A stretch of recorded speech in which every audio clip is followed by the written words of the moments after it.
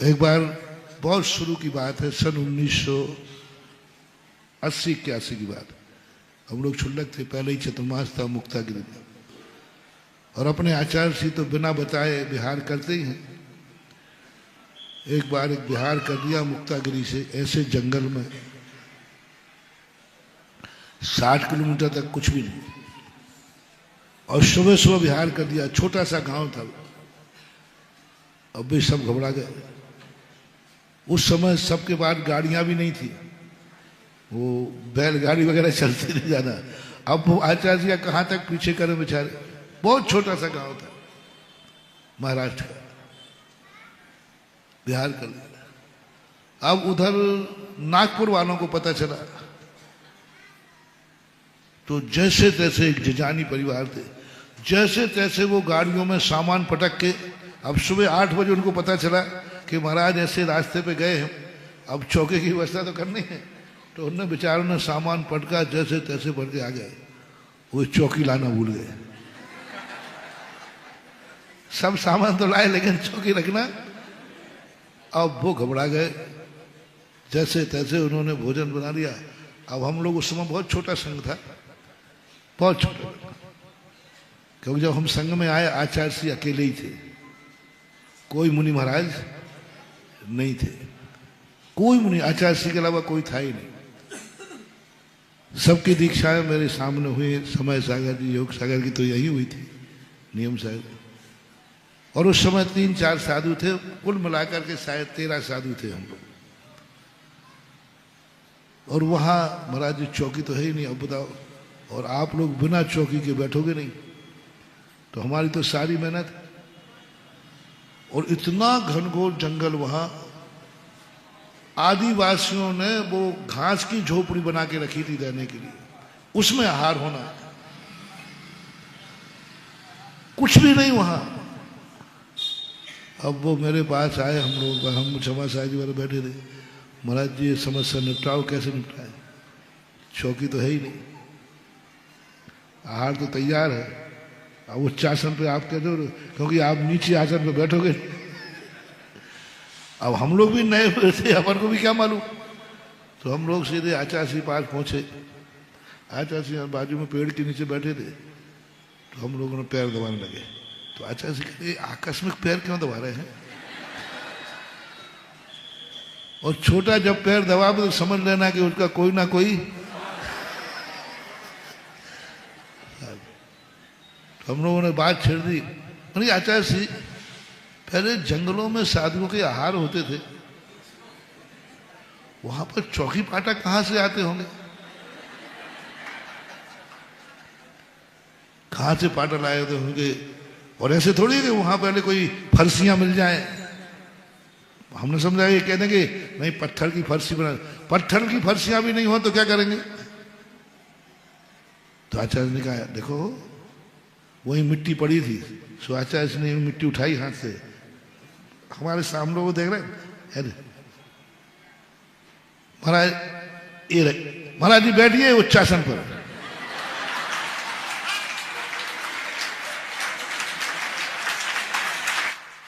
इतनी सी मिट्टी उठा कर आचार्य ने कहा कि बैठिए उच्चासन पर। उन्होंने ये कहा नहीं, पूरी बात तो सुनी और हम लोग उठ गए। तो आचार्य जी कहते हैं छोकरे प्रश्न किया, पूरी बात सुनी नहीं और भाग गए। अब बच्चे तो बच्चे थे, हम लोग बहुत छोटे छोटे, 22 साल की उम्र में। तो कितनी उम्र होती भाई बोलो? हम लोग सब प्राय 20-22 साल में ही संघ में प्रवेश हो गया। तो आचार्य जी देखते रह गए। इन्होंने प्रश्न भी किया, उत्तर भी पूछा, लेकिन उसके बाद मैं 1 सेकंड भी नहीं रुका, क्योंकि वहां तो मामला दूसरा था। हमने कहा मिल गया उपाय। तो कैसे मिला? मैंने कहा आप तो कुछ नहीं करना, थोड़ी थोड़ी मिट्टी रख देना, वो जमीन से थोड़ी सी उठा देना, जमीन से तो, और बार मिट्टी बना करके प्रधान हुआ। और आचार्य श्री के ऊपर आहार के बाद आचार्य श्री ने खुद कहा आज चौथे काल का सिंहासन मिला था। आज चौथे काल का सिंहासन काहे का था? मिट्टी का। आनंद किसका था? चिंता मत करना सब, इसलिए मैं कह रहा हूं चलता है। भावनाओं का जो रूप रहता है, बाहर की परिस्थितियां अलग होती हैं, अंतरंग की परिस्थितियां अलग होती हैं। भावना जब होती है, तुम ये मत समझो कि तुमने क्या किया है, तुम्हें वो आनंद की अनुभूति है।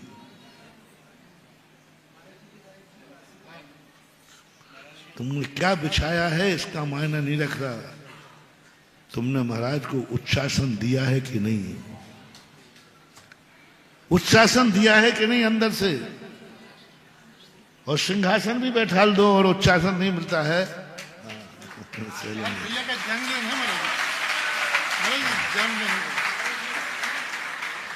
इनका आज जन्म हमने सवेरे बताया था महाराज जी को।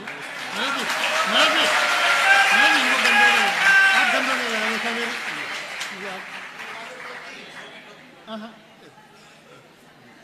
अब बीज प्रवचन में आशीर्वाद दिया गंदोदर, इसकी भी कहानी है।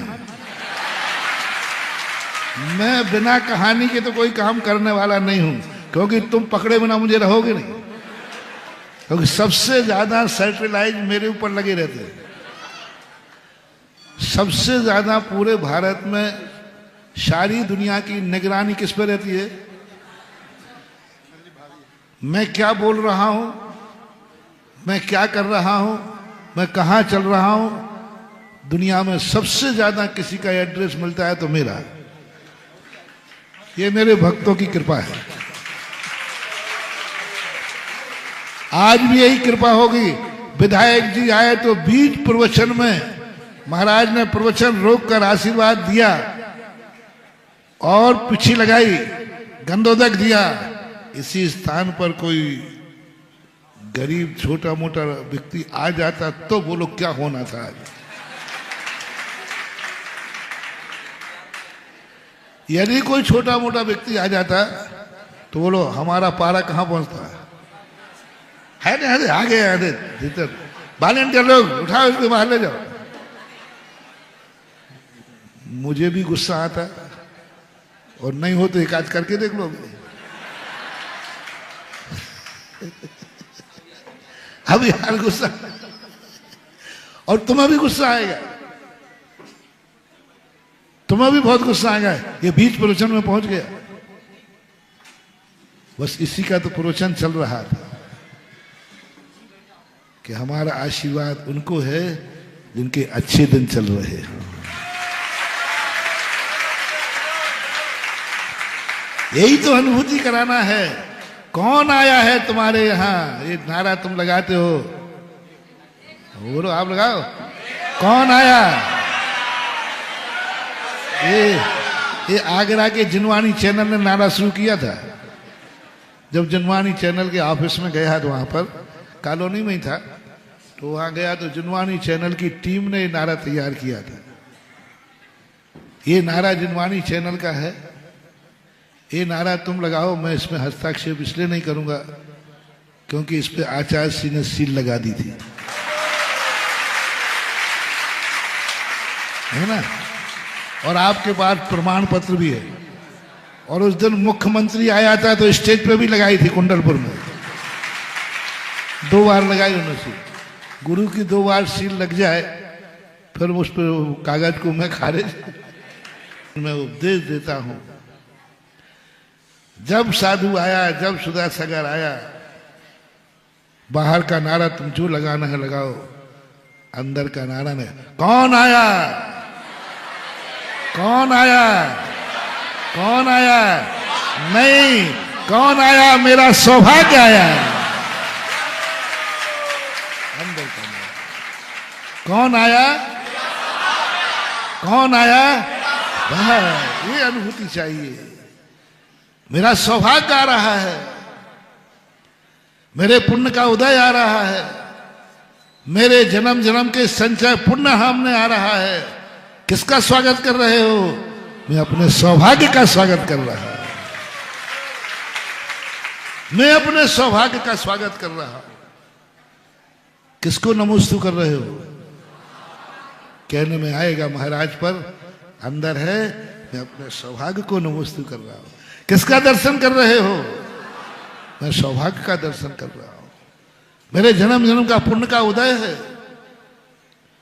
इसलिए यदि आपकी जिंदगी में ऐसा महसूस हो कि आज मेरे बहुत अच्छा दिन है, बस जिस दिन तुम्हारा अच्छा दिन हो उसी दिन का मैं तुम्हारा गुरु हूं। और तुम्हारा मामला उल्टा है महाराज जी, ये नहीं, देखो थोड़ा पलटो। जिस दिन मेरे बुरा दिन हो, जब कोई काम नहीं आता, ऐसे अटकी का बाबा नहीं हूं मैं। जब कोई काम नहीं आया तो चला आया, जब कोई काम नहीं आता तो बाबा, ऐसा भजन गाते आप लोग।